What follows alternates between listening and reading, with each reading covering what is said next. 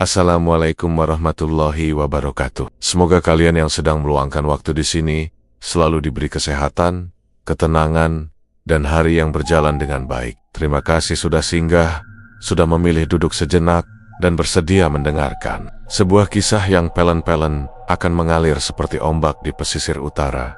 Cerita ini lahir dari bisik-bisik yang kerap beredar di kampung pantai, dari kebiasaan lama yang masih dijaga, dan dari doa-doa yang diam-diam dipanjatkan di tengah malam. Tidak semua kisah selalu dimulai dengan ketakutan. Ada kalanya ia bermula dari harapan sederhana, tentang hidup yang ingin sedikit lebih ringan, tentang masa depan yang ingin dijaga, dan tentang seorang ibu yang hanya ingin melihat anaknya tersenyum tanpa beban di kota yang akrab dengan bau asin laut dan angin yang tak pernah benar-benar berhenti.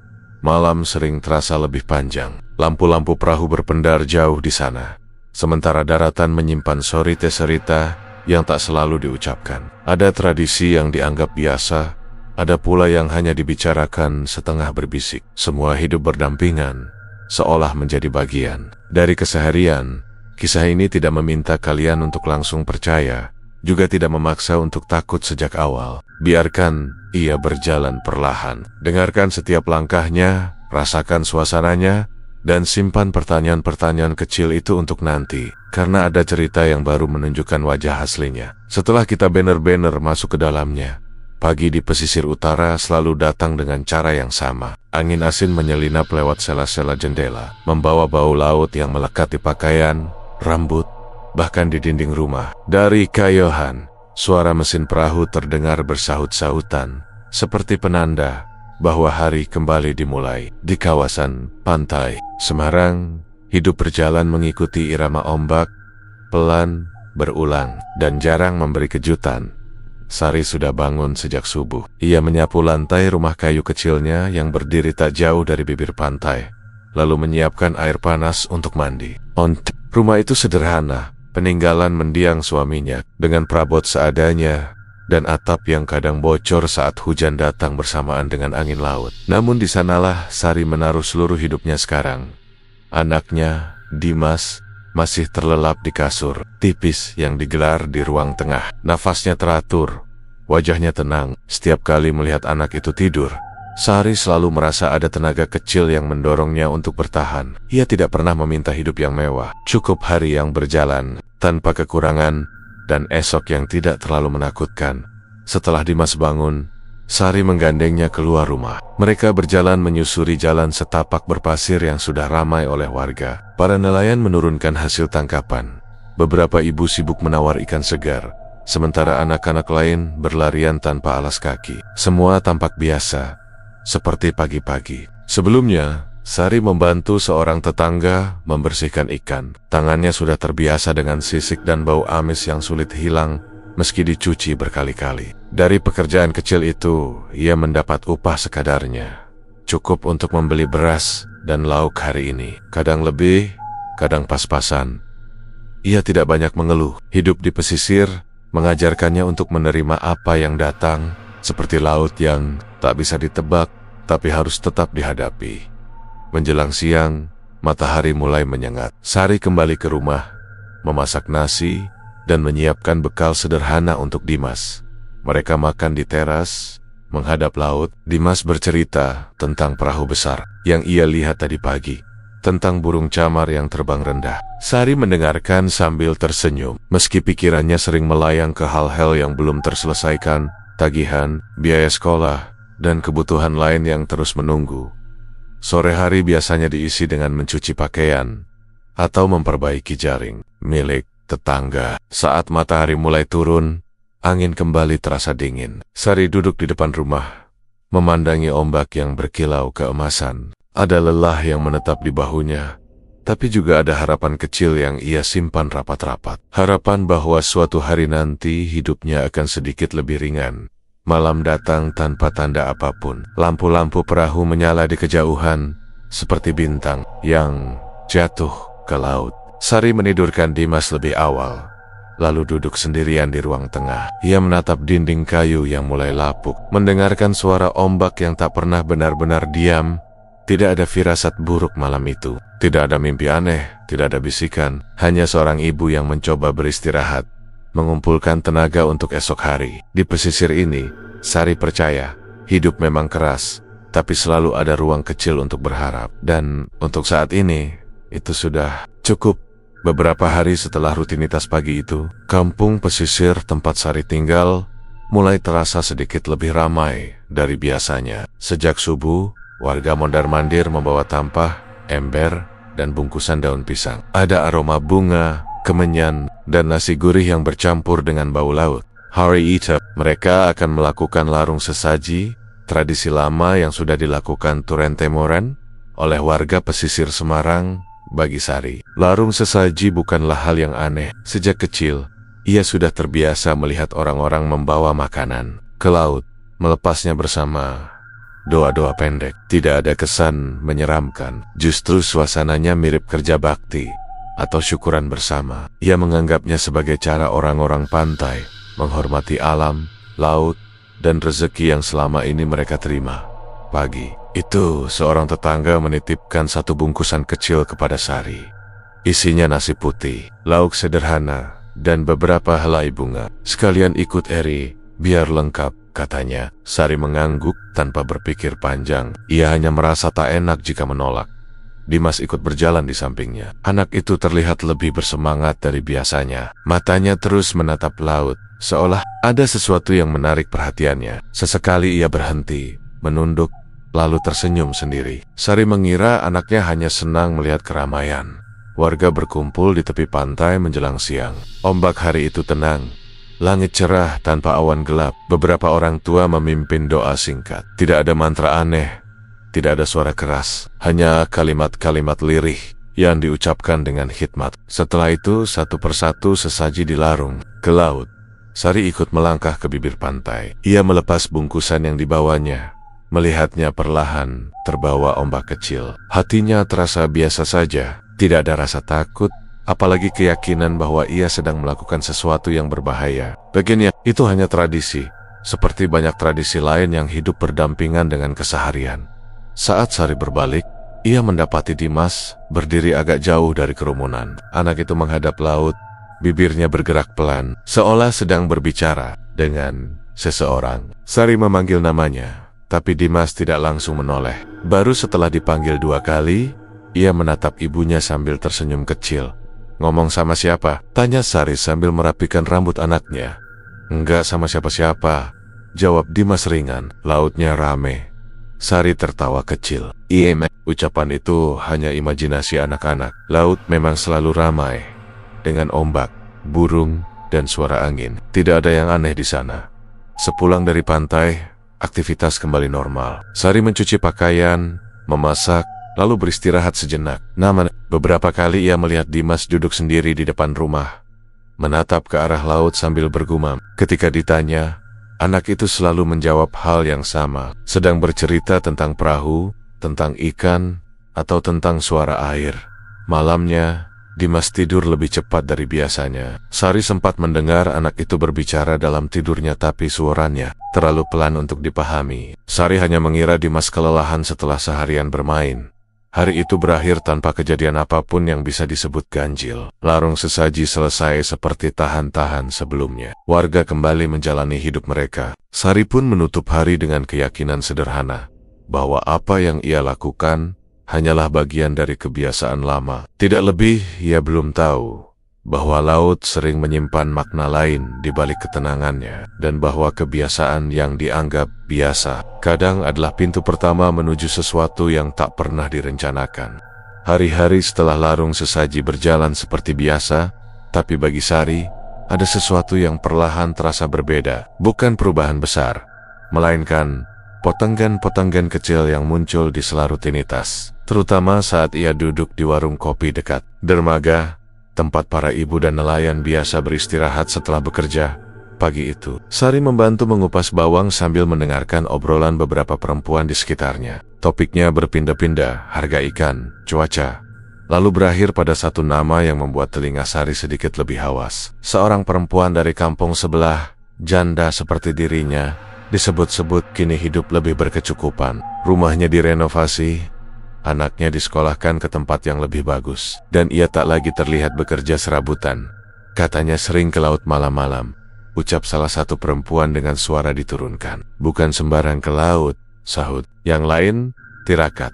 Kata itu menggantung di udara. Tirakat laut, Sari tidak langsung bereaksi. Ia hanya diam, berpura-pura sibuk dengan tangannya. Dalam pikirannya, tirakat laut terdengar seperti laku prihatin, puasa, doa, dan usaha mendekatkan diri pada Tuhan. Seperti yang sering ia dengar sejak kecil. Tidak ada kesan menyeramkan, lebih seperti usaha orang-orang yang kehabisan pilihan. Obrolan berlanjut, semakin pelan, semakin penuh isyarat. Disebut-sebut bahwa perempuan itu rajin melarung sesuatu ke laut, bukan hanya sesaji biasa. Ada aturan, ada pantangan, tapi juga ada hasil yang terlihat nyata. Tidak langsung kaya raya, tapi hidupnya terasa lebih ringan. Sari pulang dengan kepala penuh pikiran. Siang itu, ia menghitung sisa uang di kaleng kecil dekat lemari. Tidak banyak, cukup untuk beberapa hari ke depan jika ia berhemat. Biaya sekolah Dimas bulan depan masih belum jelas. Belum lagi kebutuhan sehari-hari yang tak pernah menunggu. Sore hari, saat Sari mencuci pakaian di belakang rumah, ia memandangi laut yang terlihat tenang. Ombaknya kecil, seolah tidak menyimpan apa-apa. Sulit membayangkan bahwa tempat itu dipercaya bisa mengubah hidup seseorang. Malamnya, saat Dimas sudah tidur, Sari duduk sendirian di teras. Angin laut membawa udara lembab, menyentuh kulitnya pelan. Pikirannya kembali pada cerita di warung kopi. Ia mencoba menepis rasa penasaran itu. Ia tidak merasa sedang mencari jalan pintas. Ia hanya lelah. Beberapa hari kemudian, cerita serupa kembali ia dengar. Kali ini dari seorang tetangga tua yang sedang duduk di depan rumahnya. Dengan nada datar, perempuan itu bercerita tentang perempuan-perempuan yang diperhatikan laut karena kesungguhannya. Tidak semua berhasil, katanya. Tapi yang berhasil, hidupnya berubah pelan-pelan.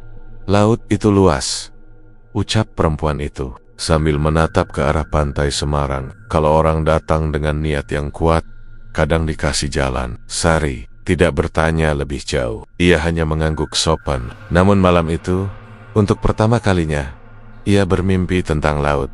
Bukan mimpi buruk. Ia berdiri di tepi pantai, sendirian, melihat ombak yang berkilau seperti memantulkan cahaya bulan. Tidak ada sosok, tidak ada suara. Hanya rasa tenang yang aneh.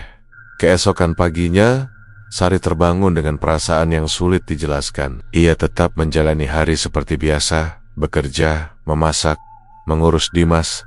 Namun di sela-sela itu, pikirannya sering melayang pada satu pertanyaan kecil. Bagaimana jika hidup memang bisa berubah? Bukan karena keajaiban, tapi karena keberanian mencoba. Ia belum tertarik. Setidaknya begitu ia meyakinkan dirinya sendiri. Tapi benih itu sudah tertanam. Benih rasa ingin tahu yang tumbuh perlahan, disiram oleh tekanan hidup yang semakin nyata. Dan di pesisir ini, benih semacam itu jarang tumbuh. Tanpa konsekuensi, pertemuan itu terjadi tanpa rencana, tanpa tanda apapun yang bisa disebut istimewa. Sari bahkan tidak mengingat dengan pasti hari apa itu. Hanya suasana senja yang sedikit lebih lembab dari biasanya. Ia sedang berjalan menyusuri pantai, menunggu Dimas yang bermain agak jauh dengan anak-anak lain. Langit berwarna jingga pucat, dan ombak datang pelan, seolah kelelahan setelah seharian bergerak. Disitulah ia pertama kali melihat pria itu. Ia berdiri tidak jauh dari perahu-perahu yang sudah ditarik ke darat. Tubuhnya biasa saja, tidak terlalu tinggi, tidak pula mencolok. Pakaiannya sederhana, seperti orang yang singgah sebentar sebelum kembali pergi. Saat mata mereka bertemu, pria itu tersenyum tipis. Tidak berlebihan, tidak menggoda. Sari membalasnya sekilas, lalu kembali memperhatikan anaknya. Beberapa menit kemudian, pria itu mendekat dan bertanya tentang tempat membeli rokok. Suaranya tenang, logatnya bukan orang kampung situ. Percakapan kecil pun terjadi. Tentang cuaca, tentang laut, tentang kehidupan di pesisir Semarang. Tidak ada topik berat, tidak ada janji apapun. Sari tahu batasannya. Ia janda, hidupnya sederhana, dan tidak sedang mencari siapa-siapa. Tapi malam itu, saat Dimas sudah tidur dan angin laut terasa lebih dingin dari biasanya, pria itu kembali. Mereka berbincang di teras rumah, ditemani lampu kecil yang redup. Hubungan itu terjadi tanpa perencanaan panjang, tanpa ikatan, tanpa kata-kata manis yang berlebihan. Sari tidak bertanya banyak. Pria itu pun tidak menggali masa lalu Sari. Semuanya terasa singkat, seperti ombak yang datang lalu pergi. Pagi harinya, pria itu sudah tidak ada, tidak meninggalkan alamat, tidak juga pesan. Anehnya, Sari tidak merasa kehilangan. Hari-hari setelah itu berjalan seperti biasa, namun ada hal kecil yang mulai ia sadari. Pekerjaannya terasa lebih lancar. Tetangga yang biasanya jarang memberi upah tiba-tiba memanggilnya untuk membantu. Ikan yang ia beli untuk dijual kembali selalu habis. Tidak besar, tidak berlebihan, tapi cukup. Uang di kaleng kecilnya perlahan bertambah. Tidak banyak, namun tidak lagi membuatnya cemas setiap malam. Sari menganggap semua itu kebetulan. Mungkin rezekinya memang sedang membaik. Mungkin karena ia lebih rajin, lebih sabar, atau lebih bersyukur. Beberapa hari kemudian, pria lain datang. Kali ini ia bertemu Sari di dekat warung kopi. Orangnya berbeda, tapi suasananya sama.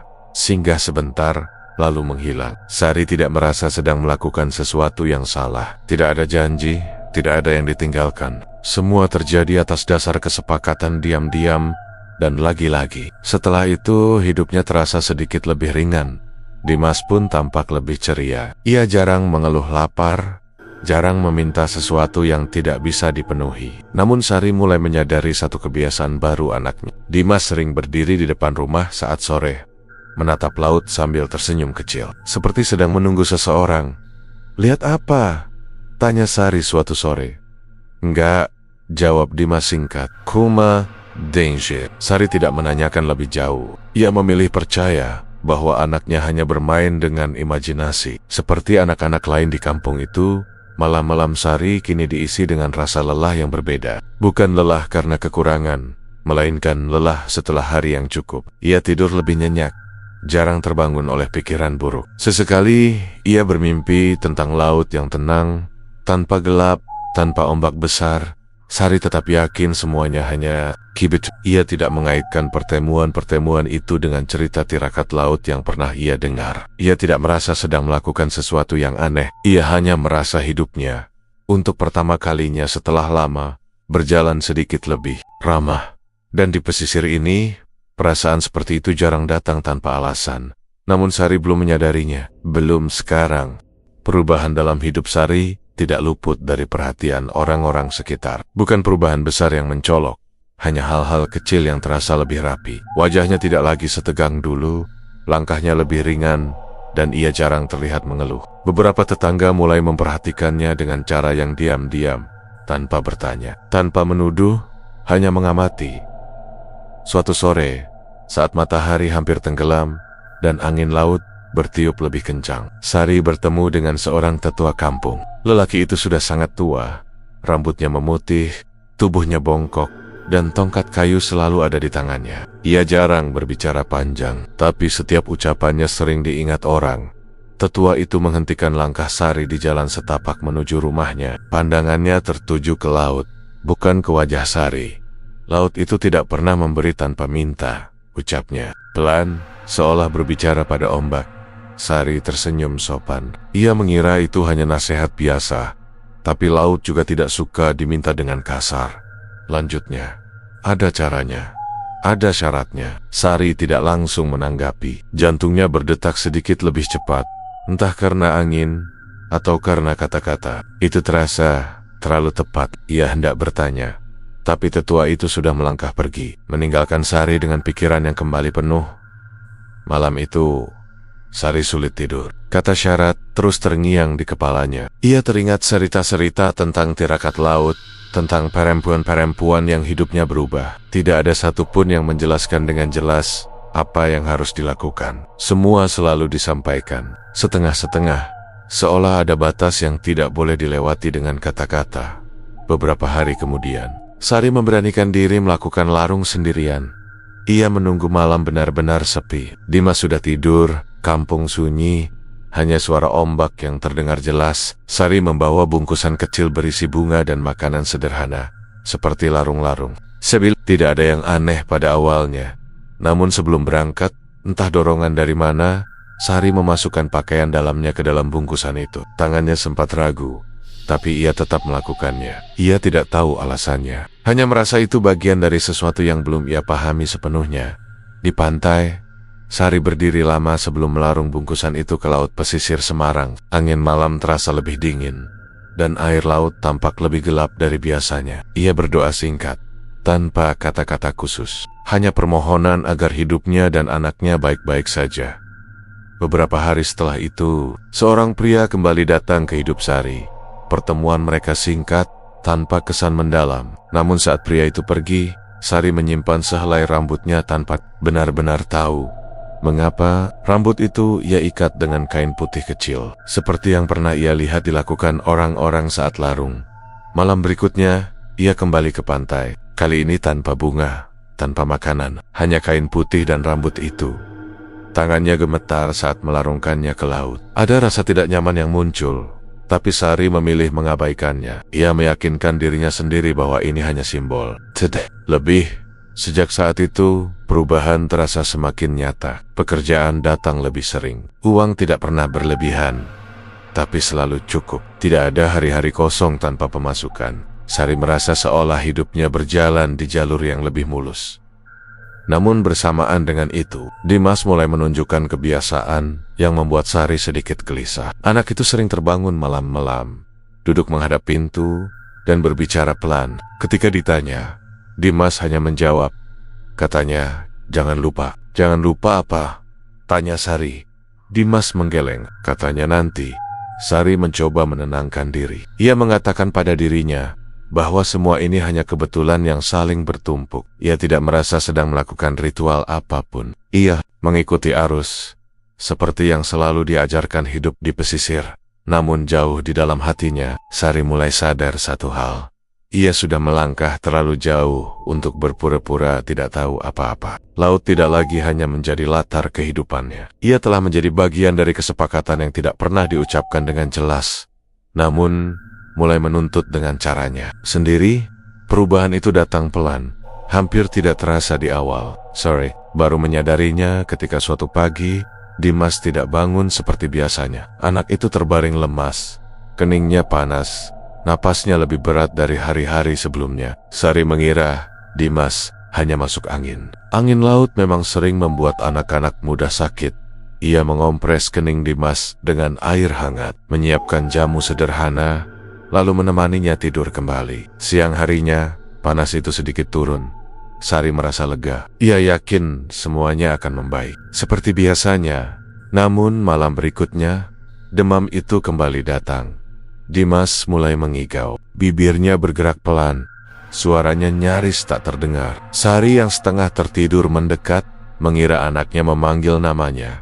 Tapi yang terdengar justru nama lain. Nama seorang pria yang pernah singgah di hidupnya. Nama yang tidak pernah Sari ceritakan pada siapapun, apalagi pada anaknya. Sari membeku sejenak. Mimpi, gumamnya pelan, lebih untuk meyakinkan diri sendiri. Ia menepuk dada Dimas perlahan, sampai anak itu kembali tenang.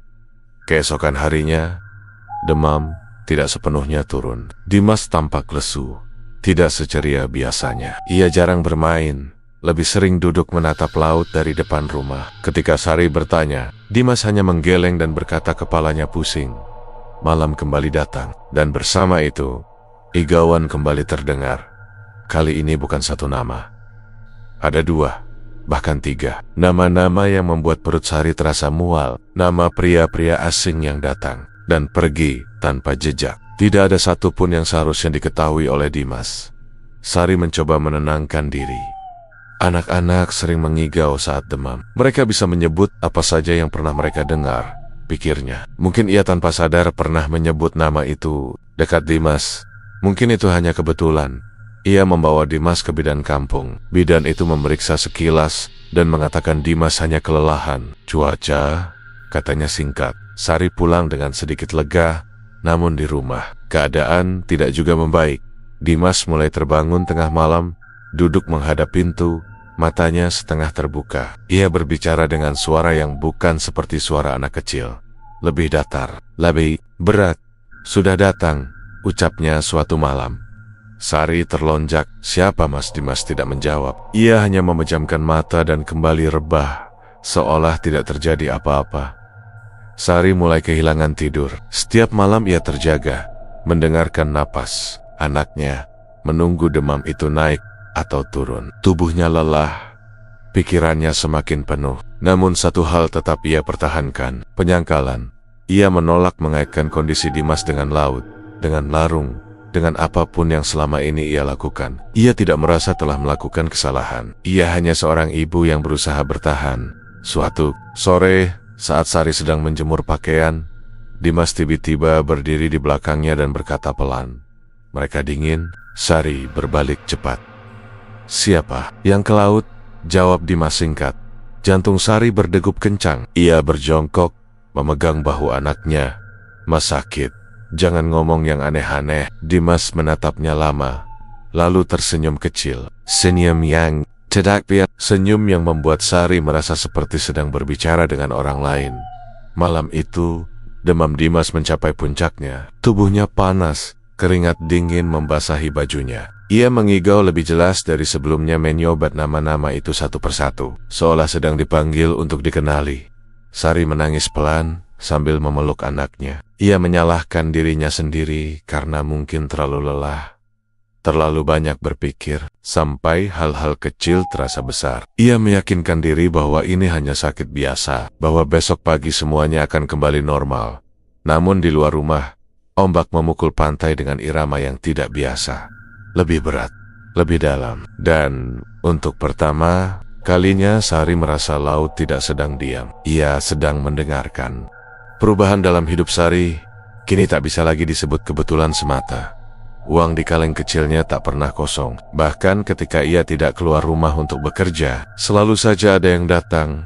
Tetangga yang meminta bantuan, orang yang menitipkan dagangan, atau nelayan yang tiba-tiba membagi hasil tangkapan tanpa alasan jelas. Barang-barang di rumah pun bertambah. Lemari baru, kasur yang lebih tebal, dan peralatan dapur yang dulu hanya bisa ia lihat di rumah orang lain. Namun bersama semua itu, datang sesuatu yang tidak bisa dibeli atau disingkirkan. Bau laut, bau asin bercampur amis itu selalu ada. Di dinding, di pakaian, bahkan di tangan Sari meski sudah dicuci berkali-kali. Kadang baunya seperti ikan segar, kadang seperti air laut yang lama menggenang. Sari menjemur kasur, membersihkan lantai dengan sabun paling keras. Tapi bau itu hanya pergi sebentar, lalu kembali. Tetangga mulai menyadarinya. "Rumahmu kok bau laut terus, Ri?" tanya seorang ibu suatu siang.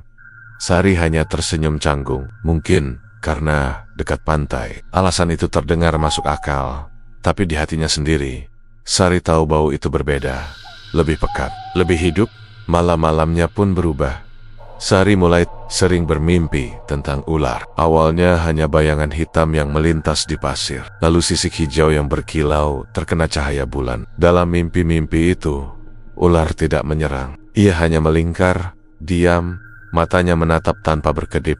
Setiap terbangun dari mimpi itu, Sari selalu mencium bau amis yang lebih kuat dari biasanya. Dimas sudah jarang demam, tapi ia menjadi lebih pendiam. Ia sering duduk di sudut rumah, menyusun batu-batu kecil dan kulit kerang dalam pola yang aneh. Ketika Sari bertanya, Dimas hanya menjawab singkat, "Biar rapi." Suatu malam, saat Sari terbangun karena mimpi buruk, ia mendengar Dimas berbicara dari ruang tengah. "Sisanya kurang satu," ucap anak itu pelan. Sari mendekat dengan jantung berdebar. "Kurang apa, Mas?" Dimas menoleh, matanya terbuka lebar, tapi tatapannya kosong. Yang bawah laut bilang begitu. Sari menggigit. Ia menarik Dimas ke dalam pelukan, memaksa dirinya untuk tenang. Anak itu hanya mengigau, katanya dalam hati, tidak lebih. Keesokan harinya, saat Sari duduk di warung kopi dekat dermaga, ia mendengar nama itu untuk pertama kalinya disebut dengan jelas. Nyi Blorong. Nama itu diucapkan setengah berbisik, seperti sesuatu yang terlalu berat untuk disebut terang-terangan. Seorang perempuan tua bercerita tentang pesugihan laut, tentang perempuan bersisik yang memberi rezeki sebagai imbalan, tentang syarat yang tidak pernah ditulis, tapi selalu ditagih. Sari pura-pura tidak mendengar, namun dadanya terasa sesak. Mimpi-mimpi tentang ular, bau amis yang tak hilang, nama-nama yang disebut Dimas, semuanya tiba-tiba terhubung. Malam itu, Sari berdiri lama di depan cermin. Untuk sesaat, ia merasa kulitnya tampak berbeda. lebih pucat, lebih dingin. Ia lengannya sendiri, memastikan semua masih normal. Namun saat ia mematikan lampu, bayangan di cermin belum sepenuhnya menghilang. Di pantai pesisir Semarang, laut bergemuruh lebih keras malam itu. Angin membawa bau amis yang sama, menyusup ke rumah Sari tanpa izin. Di dalam tidurnya, Sari kembali bermimpi tentang ular. Kali ini lebih besar, sisiknya jelas, tubuhnya setengah tenggelam di air. Dan untuk pertama kalinya, dalam mimpi itu, ular tersebut berbicara, tidak dengan suara, melainkan dengan perasaan yang langsung menekan dadanya. Waktumu hampir habis. Sari terbangun dengan napas terengah. Keringat dingin membasahi punggungnya. Dari ruang tengah, ia mendengar Dimas tertawa kecil, seperti sedang bermain dengan seseorang yang tidak terlihat. Sejak malam itu, Sari tidak lagi bisa menyangkal nama Nyi Blorong telah menemukan jalannya masuk ke hidupnya. Dan apapun yang selama ini ia terima, ternyata belum sepenuhnya lunas. Sejak malam mimpi itu, Sari merasa hidupnya seperti berjalan di tepi jurang. Tidak jatuh, tapi juga tidak benar-benar aman. Setiap pagi ia bangun dengan dada yang terasa berat, seolah ada sesuatu yang menunggu untuk disampaikan. Namun belum menemukan cara yang tepat. Peringatan itu datang tanpa wujud yang jelas. Awalnya dari laut, ombak yang biasanya jinak kini terdengar, lebih keras, lebih dalam. Saat Sari berdiri di depan rumah, ia sering merasa seolah air laut sedang mengamatinya, bukan menatap dengan marah, melainkan dengan sabar, seperti seseorang yang yakin haknya akan dipenuhi. Suatu sore, saat langit mendung dan angin bertiup tidak biasa, Sari bertemu kembali dengan tetua kampung itu. Kali ini, lelaki tua tersebut benar-benar menghentikannya. "Kamu sudah terlalu jauh," ucapnya pelan tanpa basa-basi. Sari tercekat. Maksudnya, tetua itu menatapnya lama. Yang dikasih sudah banyak. Sekarang yang diminta lebih dekat. Tidak ada penjelasan lain. Tidak ada cara untuk bertanya lebih jauh. Tetua itu pergi, meninggalkan Sari dengan tubuh gemetar dan kepala yang penuh ketakutan. Malam itu, Dimas kembali demam, lebih parah dari sebelumnya. Tubuh anak itu panas membara, matanya terbuka tapi tidak fokus. Ia tidak mengigau seperti biasanya. Ia duduk tegak di tengah malam, menatap lurus ke arah pintu yang tertutup rapat. Bibirnya tersenyum tipis, senyum yang tidak pernah Sari kenal. "Sari." Suara itu keluar dari mulut Dimas. Sari tersentak. "Mas, itu ibu, kenapa?" Namun suara berikutnya bukan suara anaknya. "Yang jauh sudah cukup," ucap suara itu datar, berat, seperti datang dari dalam air. Sekarang yang dekat. Sari jatuh berlutut di hadapan Dimas. Tangannya gemetar memegang bahu anaknya. "Jangan bawa anakku. Apapun syaratnya, aku yang tanggung." Dimas, atau sesuatu di dalam dirinya, tertawa kecil. Tawa yang membuat bulu kuduk Sari berdiri. "Tidak ada yang gratis," ucap suara itu. "Kamu sudah tahu sejak awal." Lampu di rumah berkedip-kedip. Bau amis menyeruak lebih kuat dari sebelumnya, membuat Sari mual. Di luar, ombak menghantam pantai dengan suara berat, seolah menandai kesepakatan yang tidak bisa ditarik kembali. Sari mencoba membaca doa, apapun yang "Ayah," tapi setiap kata terasa tercekat di tenggorokan. Ia sadar, ini bukan lagi sekadar kebiasaan atau tradisi. Ini adalah ritual yang telah berjalan, dan ia sudah berada di dalamnya. Dimas perlahan roboh ke pelukan Sari, tubuhnya kembali lemas, demamnya turun mendadak, seperti tidak pernah terjadi apa-apa. Namun Sari tahu, itu bukan pertanda baik, itu hanya jeda. Keesokan harinya, Sari menemukan tanda-tanda yang tak bisa ia abaikan. Di depan rumah, pasir membentuk pola melingkar seperti bekas lilitan. Di ambang pintu, ada jejak basah yang tidak berasal dari hujan. Dan di dalam hatinya, ada keyakinan yang mengerikan. Laut sedang menunggu malam berikutnya, tanpa benar-benar sadar bagaimana ia memutuskan. Sari menyiapkan larung lagi, bukan karena ingin, tapi karena tahu tidak ada pilihan lain. Bungkusan itu lebih kecil dari sebelumnya. Tidak ada bunga, tidak ada makanan, hanya kain putih dan sesuatu yang lebih berharga dari apapun yang pernah ia berikan. Saat Sari melangkah ke pantai pesisir Semarang, angin berhenti bertiup. Laut tenang, terlalu tenang. Airnya gelap, memantulkan bayangan bulan yang terpecah. Dalam hatinya, Sari memanggil nama yang kini tak lagi asing, Nyi Blorong. Dan untuk pertama kalinya, ia merasakan jawaban itu hadir begitu dekat. Ritual itu tidak lagi bisa dihentikan. Yang tersisa hanyalah siapa yang akan dikorbankan, dan siapa yang akan ditinggalkan untuk menanggung semuanya. Pantai itu malam ini terasa berbeda. Tidak ada angin, tidak ada suara perahu, bahkan ombak pun bergerak dengan sangat pelan, seolah laut sedang menahan napasnya sendiri. Langit gelap bersih tanpa bintang, dan bulan menggantung pucat di atas perairan. Pesisir Semarang, Sari berdiri di bibir pantai dengan kaki gemetar. Pasir terasa dingin, lembab, seperti baru saja ditarik dari dasar laut. Di belakangnya, Dimas terbaring lemah dalam gendongan kain. Napas anak itu teratur, terlalu tenang untuk ukuran seseorang yang baru saja kerasukan. Justru ketenangan itulah yang membuat dada Sari terasa sesak. Ia tahu, malam ini bukan tentang larung biasa. Laut di hadapannya tidak bergelombang, tapi juga tidak sepenuhnya diam. Permukaannya berkilau aneh, seperti sisik yang tertimpa cahaya. Sari merasa sedang diperhatikan dari segala arah, meski tidak ada satupun sosok yang tampak jelas. Kamu datang membawa yang dekat. Suara itu muncul tanpa arah. Bukan dari laut, bukan dari angin. Suara itu muncul langsung di dalam kepala Sari. Berat, dingin, dan penuh kepastian. Air mata Sari jatuh sebelum ia sempat berkata apapun. Aku sudah beri semuanya, ucapnya lirih. Aku tidak tahu kalau akhirnya begini.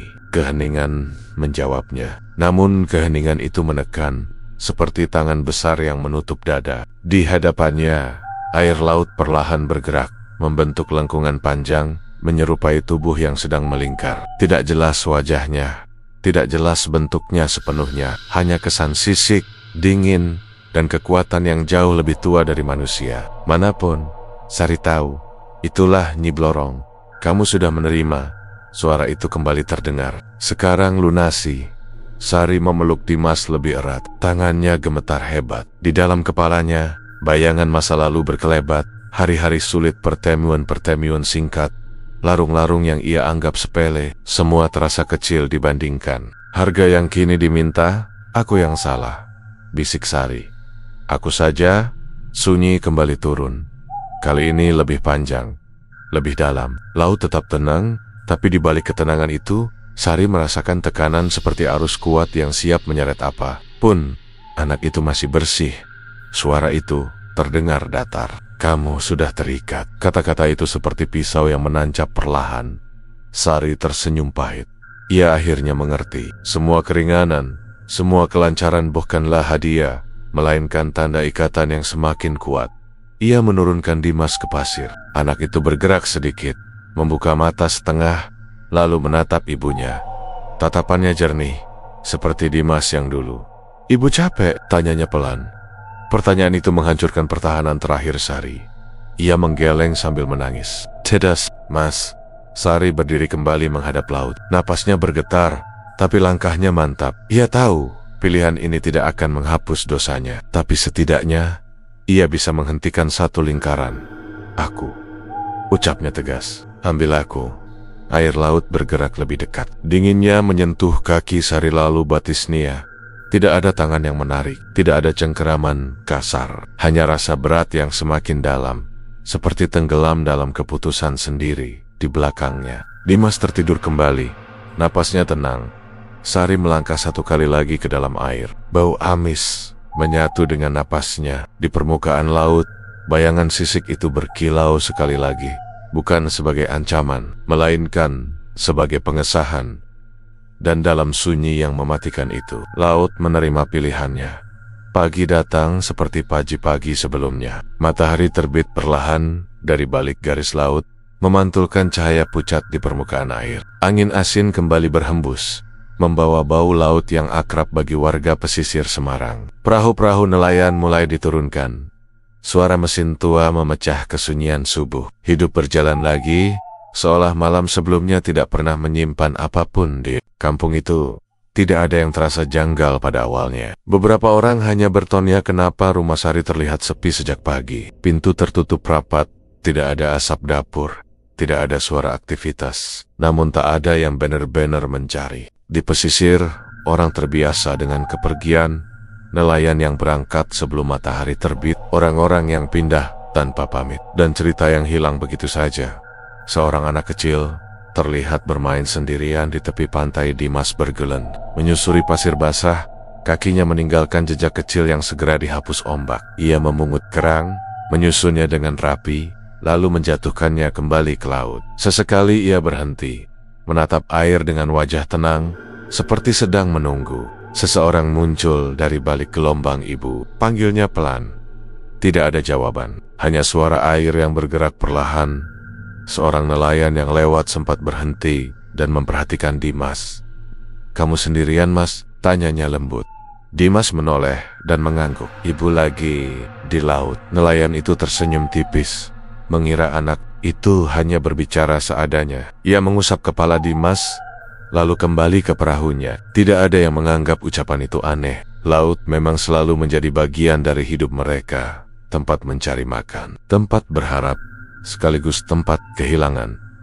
Menjelang siang, kabar kecil mulai beredar. Ada yang mengatakan Sari tidak terlihat sejak malam. Ada pula yang mengira ia pergi ke rumah saudara. Tidak ada yang berani menyebut kemungkinan lain. Tidak ada yang ingin mengaitkan apapun dengan laut. Rumah Sari akhirnya dibuka oleh seorang tetangga, Aisyah Rapi. Tidak ada tanda perlawanan, tidak ada barang berharga yang hilang, hanya bau asin yang samar, seperti sisa air laut yang lama mengering. Bau yang perlahan akan hilang, seperti ingatan. Dimas tinggal bersama kerabat jauh. Aita seperti anak-anak lain di pesisir, bermain pasir, membantu nelayan kecil-kecilan, dan pulang saat matahari hampir tenggelam. Namun, ada satu kebiasaan yang tidak pernah berubah. Setiap sore, ia selalu duduk menghadap laut. Kadang ia tersenyum kecil, kadang ia memanggil pelan, "Ibu." Waktu berjalan, cerita tentang Sari memudar. Tidak ada yang benar-benar tahu apa yang terjadi. Tidak ada yang berani memastikan. Laut menyimpan segalanya dengan caranya sendiri, tanpa penjelasan, tanpa penyesalan. Dan di pesisir itu, ombak terus datang dan pergi, membawa suara, membawa bau asin, dan membawa rahasia yang tak pernah kembali ke daratan. Kesunyian pun menetap, panjang, dalam, seperti laut itu sendiri. Cerita ini sepenuhnya fiktif dan dibuat untuk kepentingan hiburan serta narasi horor. Kesamaan nama, tempat, atau kejadian hanyalah kebetulan dan tidak dimaksudkan untuk merepresentasikan kejadian nyata atau kepercayaan tertentu.